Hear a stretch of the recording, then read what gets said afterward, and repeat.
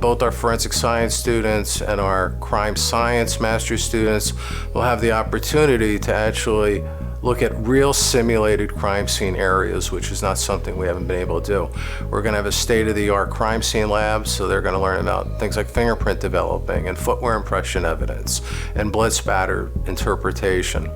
And then finally, all our forensic science students, both undergrad and grad, have to testify in a moot court. Well, they're going to have the opportunity to do it here.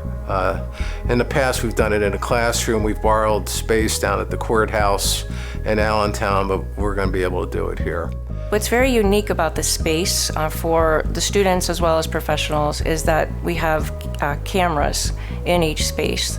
And so when they're processing scenes, I'll be able to give, and the trainers will be able to give feedback and how best to process the areas. But prior to that, when our scenes are being set up, I intend to have them, we're going to video the actual scenario of what actually happened.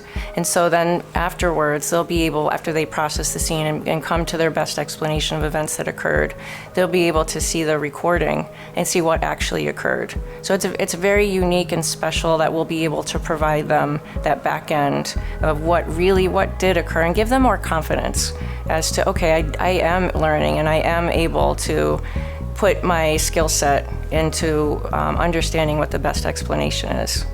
It's really important to receive training by the subject matter experts that are respected in the field and that just really care about providing top-level content to students, and that's what we will provide here.